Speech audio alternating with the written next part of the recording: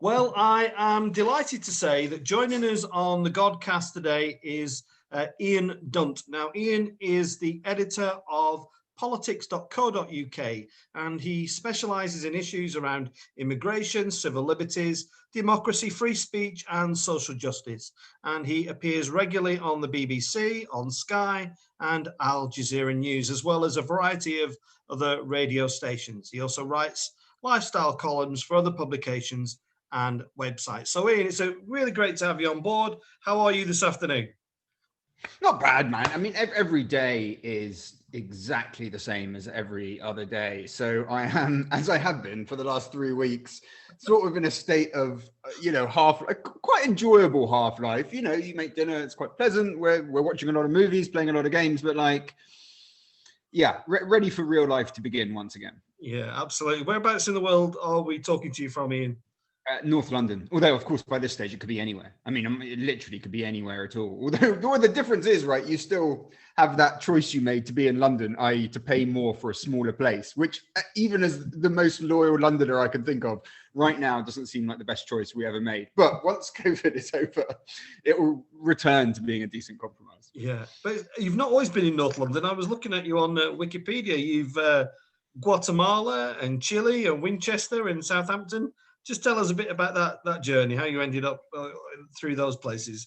Right, so I've never lived in Guatemala, just my mum's Guatemalan. Right. I have no idea what it says on Wikipedia. If it says I've lived in Guatemala, they've been getting overexcited. So my mum's from Guatemala, my dad's from Worthing, kind of a strange combination.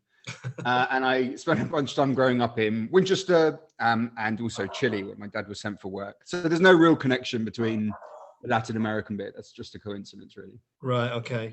And how long have you lived in North London? Have you been there a while, or? Yeah, I've been there a while. And of course, we go to Guatemala for Christmas and to see family and blah, blah. So we know it quite well, but I never got brought up there, which, as much as I love Guatemala, is something that I'm probably, contented with. England is probably a nicer place to be brought up than Guatemala, certainly a bit more secure. Yeah. And then you studied at uni, you did philosophy. Is Wikipedia right on that one? It is indeed, yeah. This is quite interesting. Okay, yeah, I'm going to go check out that. Don't tell me you've not Googled yourself. You must have Googled yourself. Unless there comes a point where, unless you want to drive like like some utensils into your own face, Googling your name is not necessarily a sensible way for you to be spending your time. So no, it's not a habit of mine, I have to say. I think I might just make it up next time I interview somebody and see if anybody denies it, that might be fun. So you did philosophy at uni in London. What drew you to study philosophy, Ian? Drugs. So I took too many drugs really when I was sort of 16, 17 years old. So doing lots of LSD, dimethyltryptamine, very weird sort of psychedelic drugs. And you obviously spend a lot of time, thinking, is that table really here? What is it to even know? And, you basically have drug chat. And I thought, well, maybe I should study philosophy.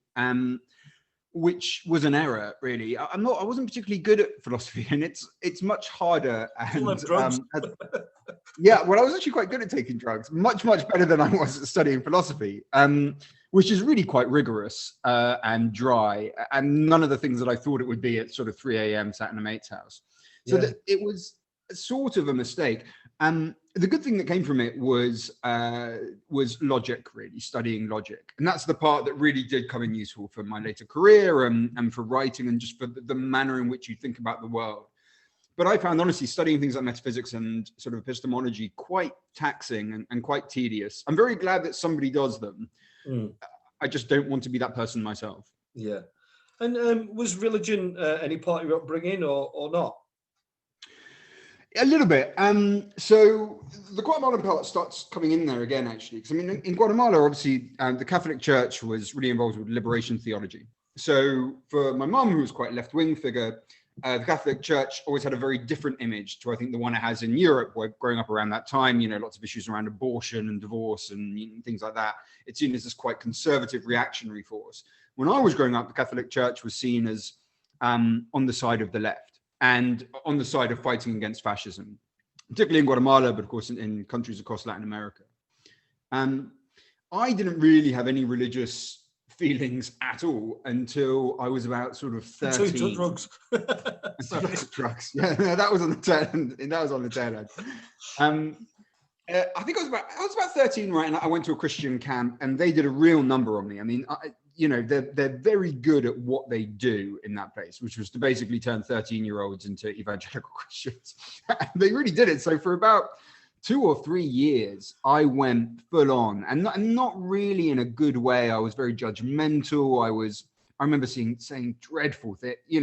I think I can remember having an argument with friends of my parents, of sort of saying, anyone that doesn't believe in God, is obviously going to burn in eternal hell forever, and just stuff that I think, like, my God, where did that come from? And that sort of phased out and really was replaced by Marxism when I was about 16, 17 years old. Quite an easy transition, actually, from evangelical Christianity to Marxism, and I did it very swiftly. Yeah, that's really, there's a raging debate about to erupt in the church, I think, around particularly conservative evangelicalism and this whole review of the church and weddings and stuff. I'll come back to that if we have time, but weddings are same-sex relationships I'm talking about. But just sticking with you in at the moment, your interest in politics began when and where? Can you remember where you actually started taking an interest when it moved on? No, that was forever. I can't remember that any more than I can remember sort of when I first watched TV, really. I mean, that was just, a subject that was always being discussed, that was always considered important, where you were expected to have opinions that you could justify yourself with, and where, my parents were pretty comfortably off, but there was, and so mum's quite left-wing. My dad is like a classic centrist dad. I mean, you would almost find him in the dictionary next to that term. One's, social responsibility, but you can't mess with the economy. He's like a classic Blairite, right, basically. And even with those two political points of view, the overriding thing that I remembered having was just this sense of that it did matter what went on in society. Like, it did matter that people were taken care of. It was never just this idea of you vote according to what's best for you. The idea was you think about what's right in general in the country. And that was one of the most common themes I remember from my childhood, which is essentially another way of saying that politics matters and that you should care about the people around you. And that basic sort of currency was pretty much always there for me. Can you remember the first kind of big political thing that really, got the hairs stand up on the back of your neck? Or, for me, it was the miners' strike as a kid, that really kind of got me, transfixed on the television. It was incredible viewing. I'm not sure how much I understood of it at the time, but can you remember that something similar for you, or? I mean, your answer's better, and I wish I had that answer. Mine is, it was fox hunting, which I don't really talk much about animal rights now, but for whatever reason, as a kid, I remember were they called the Animal Liberation Front or something like that? They were basically the fox hunt saboteur guy. I think they were, yeah. And I think they've been arrested. I think as a child, I just thought this is essentially a sort of Disney level of political analysis, but it's just like, fox is nice. They're trying to save the fox. Why on earth would anyone, with a big bad state come along and try to stop them? But I do remember being passionately upset by that at a pretty young age. Yeah, I much prefer your miners' strike explanation, and I frankly wish that was true for me, but it didn't. Oh well. Now then, this is my first proper question. All those others were kind of just forerunners to the big hitting stuff. Now you tell me. That's great. Well, I just want you to help me, right? It's quite a long question, so stick with it. So I've written it down. It's that long. So, and the question is about identity and about what we are or what we think we are. So in the church, for example, one of the most common things I'm asked is, what am I? People want to know, am I high church? Am I low church? Am I evangelical? Am I conservative evangelical? Am I Catholic? Am I liberal? All this? And when I throw in the political conundrum to that, it just makes it all even more confusing. Am I left wing? Am I right wing? Am I a Tory? Am I Labour, Liberal? And then to make it even more difficult, I interviewed Giles Fraser. I'm sure you will know. Sure. And I learned that he identifies as a socialist Tory. And I thought, well, I like that. I think I might be a bit of that. So my question is, do you think there are millions of people out there who like me, don't really know what they are, or actually what they are politically, and why do you think that might be? Is it just got a bit crackers? I think for most people, they don't think in the abstract or with isms, but you can find instincts in them. Don't you find? Like, I find that with people who don't consider themselves political, I nevertheless find a kind of psychological instinct towards, for instance, tolerance. From people who can be quite, I'm not saying they're saintly, but they can be quite mean, they can be quite right-wing in lots of ways, but they're instinctively kind of live and let be, and others who are instinctively quite like, they need the certainty of a clear-cut answer with the idea that other people will be sort of forced to submit to it as well. So I do think that you find instincts. I think it's also true that lots of our categories are ineffective. So we take left-right, for instance. Yeah. Like left-right is really useful for a very specific thing. And I think this speaks to your sort of socialist Toryism idea. Like, it's really useful for us to talk about the distribution of resources. It's really interesting as a material question. Do you get to keep, I'm simplifying quite a bit right now, but do you get to keep all your stuff? Or is there a social responsibility that the stuff gets reallocated, so there's greater sort of equality of opportunity at least? And that is a useful criteria, like a useful moral criteria, useful way of thinking about politics. It doesn't really speak to lots of questions around sort of political power, to questions around identity. Those, and the fact that we use left, right as these sort of great big blobs, I think becomes quite unhelpful in that respect. So that, and even if we look at the sort of left, right on the one hand and authoritarian, sort of liberal or libertarian on the other axes, I don't think that encapsulates the full range of ideas that's going on either. The thing is, we do need names for things. It's people like to, they attack, even in the music industry, right? They were like, well, Britpop was something, that record labels came up with. Well, yeah, because people need names for stuff. That's how we sort of sort it out in our head.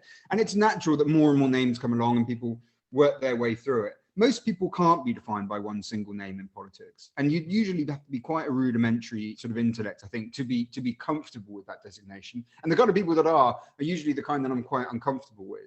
I don't think I've answered your question, but I've sort of shambled around it for a while. Yeah, no, it's helpful. But do you think that, to what extent now do you think that politics is about personality rather than actually politics?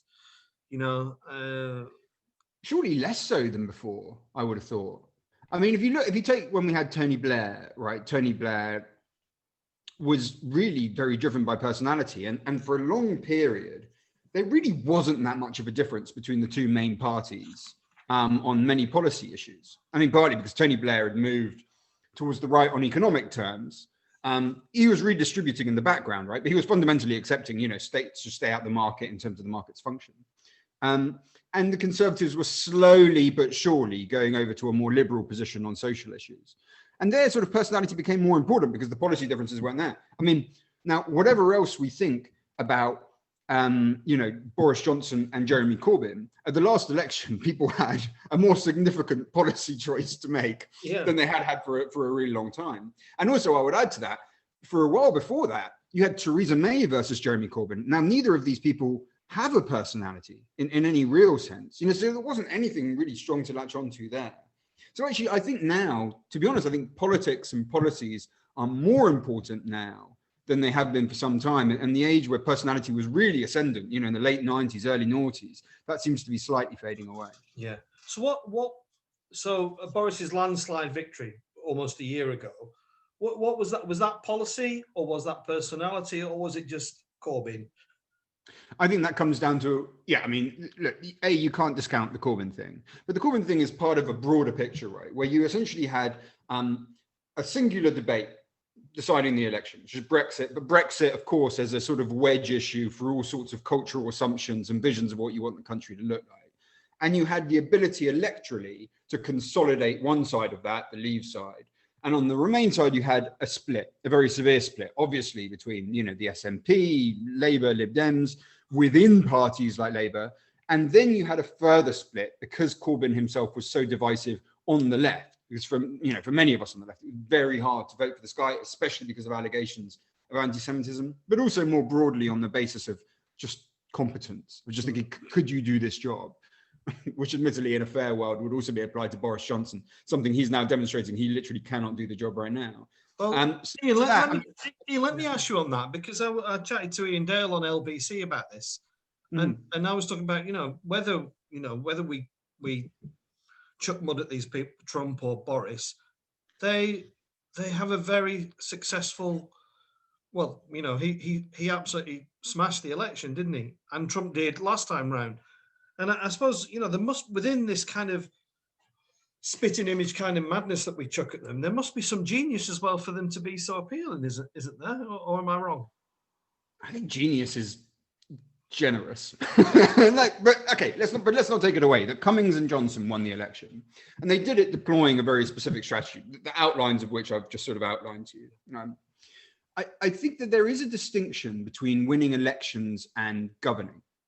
And what we're seeing now with government is quite unimpressive. And I say that not really as a sort of long-term critic of Boris Johnson, but really as I think a pretty fair encapsulation of where the current consensus is, even among sort of many on the centre right, and in fact, many in the Conservative Party. Yeah. And part of that comes down to, are you listening? And now not everyone is of this disposition, right? Like when Michael Gove was at the MOJ, he came up with some decisions which you might not agree with, but he sat down at the beginning and listened to the widest possible range of voices around him. Penal reform campaigners, people who wanted to toughen up, lots of different groups, then came to a decision and proceeded. The way this government operates and the way that the Trump government operated is actually on the basis of creating its own echo chamber. So most critical voices are considered an enemy combatant, whether they're in the civil service or they're in the courts or they're in the newspaper columns. And one of the things that does, quite apart from any moral concern, is it makes it much harder for you to pursue a practical reality of how to govern. This is one of the things that Karl Popper used to work on, that I think is one of the most effective arguments for liberalism, which is essentially, if you are going to deploy your policy successfully, you need to be open to listening to people who will tell you how it might go wrong. If you treat them as the enemy rather than a critical voice, you're going to turn out to be very bad at deploying the policy that you anyway want to pursue. Yeah. Well, we'll come to liberalism in a moment. We'll just turn our attentions to Jeremy Corbyn, and I just would like your opinion, because he was kind of, suspended, wasn't he? And he's back in, and it reminded me a little bit of my cat, because my cat occasionally brings a mouse in that's not quite finished off. And no, I'm sorry to hear that. That's awful. Sometimes you've got to put the mouse out of its misery, kind of thing. Where's Keir Starmer going with this? What's the end game? Can I just say that I've talked about this subject a lot, and that is by distance the best metaphor I've heard to describe the situation that we're in. So look, I think fundamentally the argument that we're getting from the Labour leadership at the moment doesn't make sense to me.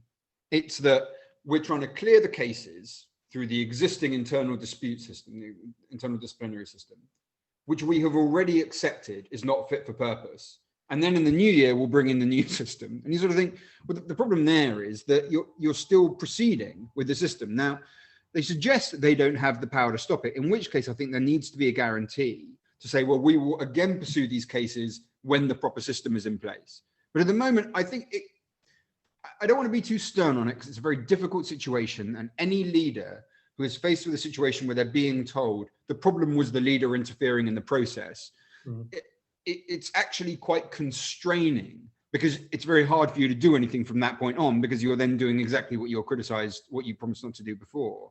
However, it hasn't been a great moment for Keir Starmer so far, and he is stuck right now in a bit of a halfway house where you're pleasing no one as opposed to everyone.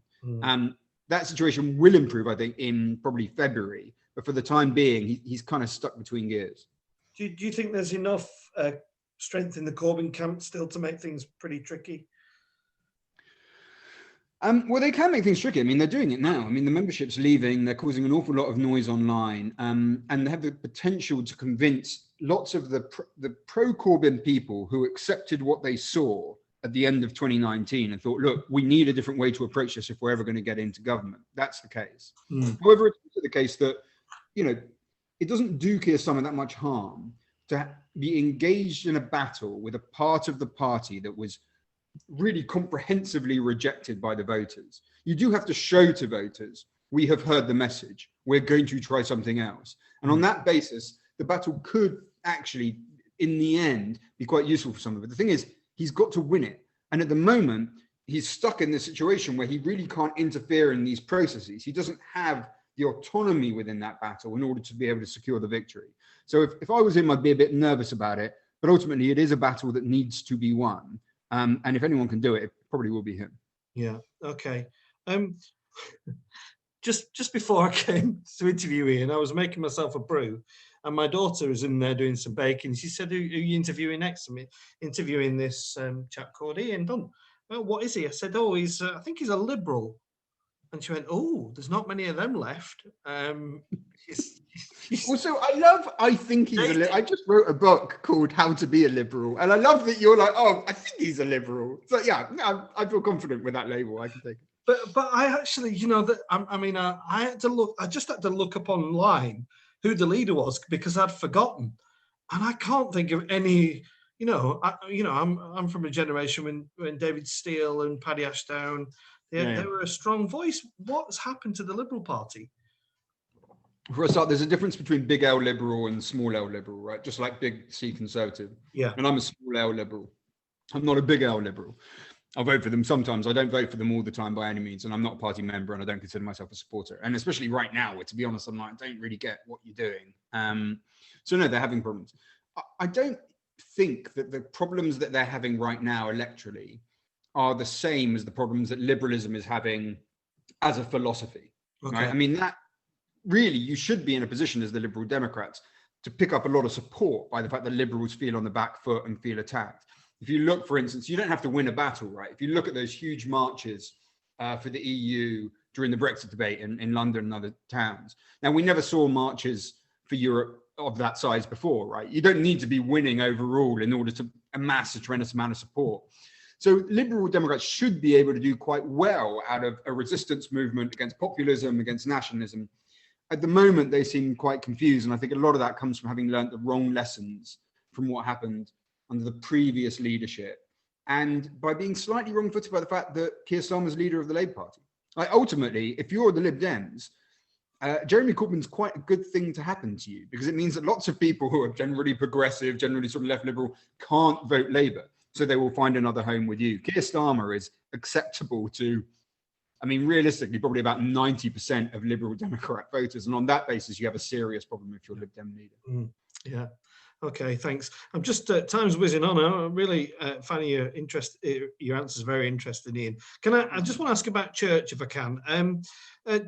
Do you think that there's still a place for church in politics, and particularly, I'm a Church of England vicar, so particularly the state church, or do you think the voice of the church has been fundamentally lost?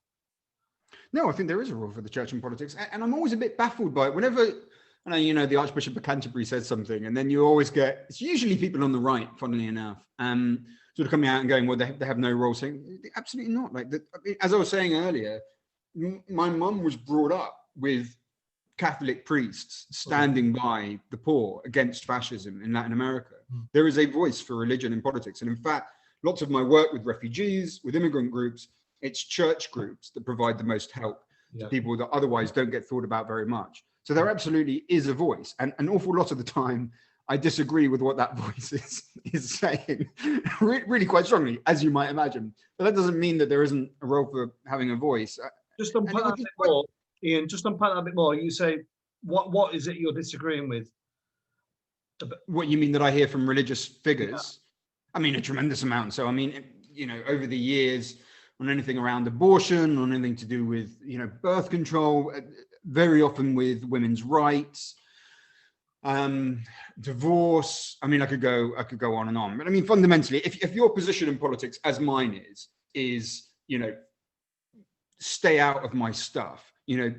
Everyone has a sphere of freedom that should be maximized to the highest possible avenue until it interferes with someone else's. You will obviously take exception towards anyone coming up with a moral lesson, especially to do with how people live their lives, that says that they have any kind of basis upon which to stop you from expressing your own autonomy and sense of self-creation. Yeah. So very often I disagree with what I'm hearing. But the right to do it, and not only just the right, but there is something to hear from religion that is of value in itself. I think particularly around ideas around community and belonging and providing something that I think in the secular world we find really hard to provide for people. Yeah, so it would be completely bizarre. Also, by the way, it would be unrealistic, because the reality is, in the world, I mean, arguably not so much in this country, but in the world, most people do consider themselves religious. So if we were to go into a situation where we're going to say, well, politics won't have any involvement from the church, you just think like, well, you're not going to find a lot of popular support for that. Yeah, I just worry sometimes, because I worry about things. That some of those things that you talked about is not the general, is the view of many Christians, and particularly in the Roman Catholic Church, of which I'm not a part. But there are much more moderate, of course, liberal thinking Christians, and I understand, talking to a few people, that there are an awful lot of Christians actually in Westminster, and they meet together and they pray together, cross-party morning prayers and things.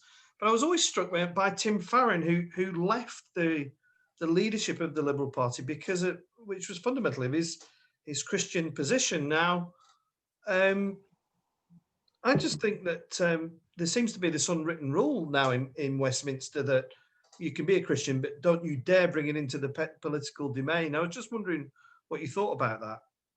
See, that wasn't the lesson that I took from Farron. I think probably like you, I felt quite uncomfortable with, I think it was, in the end, it was a BBC interview, I think, or it could have been a Channel 4 one, where I did sort of feel like he was being asked in the end to sort of renounce his faith. I mean, really, to at least go against what clearly was his conviction. To me, what mattered with Farron is, what's your voting record? And his voting record on the issue, on gay relationships, was strong. I mean, it wasn't perfect. There was a few times he'd abstained, but it was strong. And to me, liberalism isn't about what you think is right for other people's lives. It's about ensuring that they have the freedom to live those lives, regardless of your conviction about it. And I thought that he had abided by that, just about, but I thought he'd abided by it. The trouble that he found was twofold, really. The first one is, you're in the Liberal Democrats, and the instincts of that party are going to be very, very different to where you are in terms of what you think is right. Now, that's not an insurmountable obstacle. But when he came into that leadership position, he really did sell himself as someone who could communicate. And the fact that you had this really basic problem that people were aware of from quite early on, and he'd failed to communicate his way out of it, and it then impacted on him in the middle of a general election campaign, raised the pragmatic problem with his leadership that was completely disconnected from the centrality of the issue itself. So there were issues there, but I'm kind of with you that moment where it did feel a bit like he was being asked to renounce was uncomfortable, and that ultimately his record was more respectable than people made out. Yeah, yeah. And in terms he's also a decent guy for what it's worth. Yeah, he was a key speaker at our diocesan conference a few years ago, and I went to a whiskey tasting session with him, which was much fun. And he does like a good single malt. But just going back to church, there's going to be this big thing come up in the next year or two that started the conversation now about same-sex relationships and marriage in church. And this is, I'll tell you now, Ian, this is going to cause some problems in the church. But I'm guessing you'd just say, well, yeah, let's just let gay people get married. But how can you debate that without it getting all out of, all getting horrible and nasty? Is it possible, or batten down the hatches until it passes? I feel really strongly about this subject, and I have an LGBT curate with me who's a trainee vicar, and it's already getting quite nasty in the media. And I'm just wondering what your thoughts were. It may not be of interest, but what have you got to say? Yeah, obviously, yeah. My political views on this are exactly what you would expect, which is people should be able to get married to whoever the hell they want. I found, like, during the Brexit debate, which was awful and tribal and really toxic, right? Which I'm taking as a bearing for what you're facing over the next sort of period, is the best you can do for yourself is just basically to go back to like classic John Stuart Mill, Harriet Taylor liberalism, which is to think, I will not think the worst of my opponent. Like, I won't go into it thinking of them as a caricature of my worst prejudices about them. I will assume in good faith that they're coming from a decent place, that they truly have their conviction, and that they're not motivated by bad sentiment. And I think that gets you a lot of the way. Another part is they put it as you have to open yourself up to the strongest counter argument. This is not to, the thing you see online a lot is people will take the worst thing that someone on another and the weakest argument that someone on the other side of a debate says and try to define them by virtue of that. The other way is to say, well, we take the strongest argument and approach that. And that is not only more fair to them, it's also, frankly, if you want to win a debate, the best way to win it.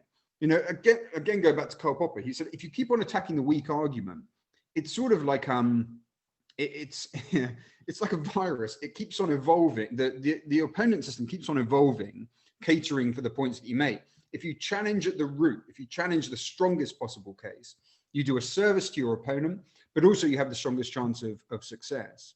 The third part, again, this just comes from John Stuart Mill and Harriet Taylor, is to have humility.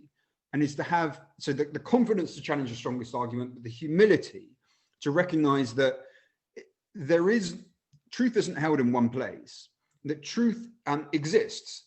Truth exists. None of this postmodernist stuff, it cannot be attained. It exists, but there's slices of it all over the place. And you can talk to someone who is just catastrophically wrong about all sorts of things, but find a sliver of truth.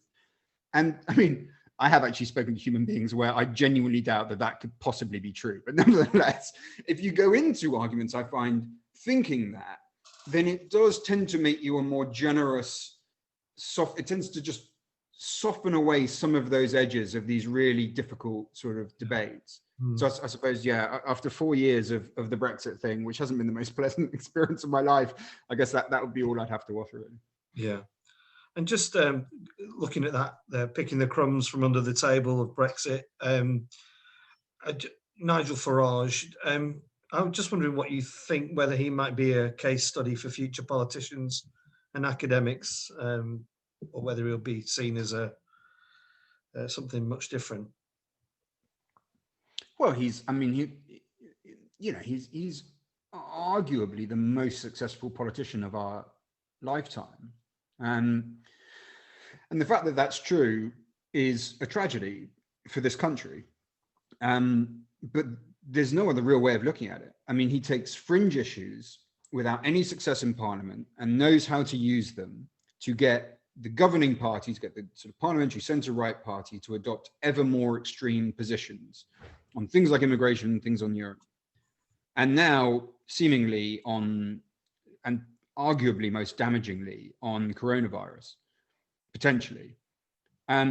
So he will be a case study in how you can do that within a first past the post system, a non-coalition system, actually weirdly, as a small party, create more political change in your direction than you would otherwise have seen. I think one of the things, and going back to that conversation about where are the Lib Dems right now, is that the Lib Dems could also do that kind of thing, base themselves on this is on the liberal left, of making sure that you drive other parties, bigger parties, towards a more robust expression of their values. So far on the liberal left, we haven't done that. It's Nigel Farage that has really shown how that stuff is done. So I would say fair play to him, but I'm just not a big enough man to do that, because I think he has absolutely one of the most poisonous influences on our politics. And yet, unfortunately, also the most influential. Just a couple other bits, Ian. I've really enjoyed this, but just in Burnley, where we are, this was for most of my young life and adult life was a Labour stronghold. Incredible, huge majority. It's now a Conservative stronghold. Do you think this is a one-term kind of situation? Do you think people will go back, or they wait? Is the jury out on Boris, and we'll wait and see what happens? It's too early to tell yet. What we can say is that it can change. Like this idea of somehow some kind of manifest destiny that these seats are going to stay Tory is just completely wrong. But what we have to show, sorry, I'm not trying to speak for you, but for people like myself on the liberal left, so we have to show that you can offer people more control over their lives, that it's not just the market deciding everything, that actually the state will interfere to help with people's lives. You have to show a sense of patriotism. You know, you cannot just run to be running a country that it doesn't look like you actually like very much. Like, that has to be one of the central lessons that we take from Corbynism. And that patriotism is not something that is owned by the right. It is owned by people as well who love their country. If they're liberals, if they're on the left, and that in fact, people who desire freedom for all are best placed to express patriotism because they do not ask for you all to be homogenous within that national category.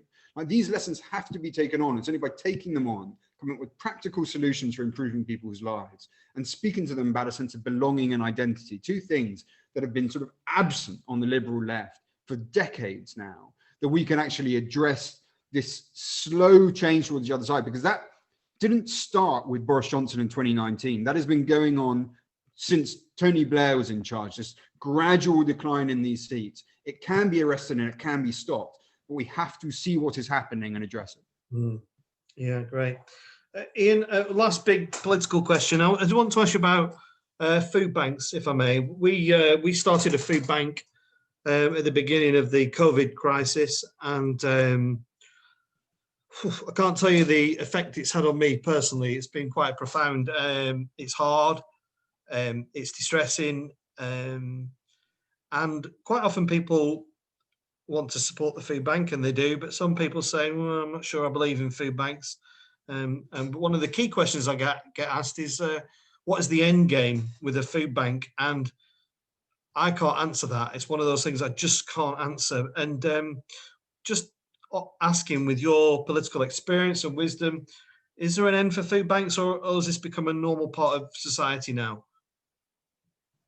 I don't really get so you don't mean individual food banks, you mean as a system? Yeah. I mean, yeah, I mean, the end, which are run by, just that they cease to exist, right? I mean, there is no vision of a good society in which food banks are necessary. But I don't find that so, I mean, isn't, for instance, like, the end goal of every charity is to cease to exist? I mean, I'm not suggesting all of them feel that way. Some of them become so large and self-perpetuating that may not be something they're thinking of on a day-to-day basis. But Amnesty International, for instance, or Oxfam, for instance, should want to cease to be necessary. But while the world is imperfect, you keep especially a safety net for the very poorest people within it. Right now, the fact that they exist is just a blight on our entire political system. And in fact, to see them presented sometimes as some sort of manifestation of David Cameron's big society, to me, just seems completely obscene. There should be no world in which these things are necessary. I mean, thank you very much for running it. I very much hope that in 10 years' time, we won't be having this conversation, that there'll be no requirement for having it. Yeah. Yeah, I don't know at this stage. I can't see an end game at the moment. We've started it, and it's extraordinary. It's through the roof. And, you know, and not people who you would ordinarily perhaps associate with a food bank. Lots of people from, you know, the rural villages to people who've lost work and things. So, yeah. Is it much worse since COVID? Yeah. And it's much worse this lockdown than the last one. Much worse. Yeah, it's huge. But there we are. Ian, I have to ask the standard question, which I almost forgot, was have you been to Burnley? No, sorry. Why not? I very rarely leave London. Are you in that bubble, are you? You're in that bubble Very with much in about. the bubble. I mean, I don't really like leaving London. And I don't really have any shame about it either. Like, I know London gets a lot of stick, but London's my home. I love this place. Yeah. I love it very much. So I very rarely leave it or wish to. Sometimes I have to visit family, but I find that dreadful as well. I was born in London, and my dad brought us up here when I was a little boy, and we took the kids down at half term in February. I think it was our last trip before lockdown. And it is I mean, I absolutely loved it, but it is such a busy place, isn't it? It's mad busy down there. It was like going down to the underground. I couldn't believe it. It was like, whoa. I think that there's also, you know what the funny thing is that I think that the reason that a lot of people don't like London is because it is a different experience when you're visiting to when you live here, right? Like, you obviously, it's full of people, there's a rush, and there's the anonymity, but I find the anonymity extremely liberating.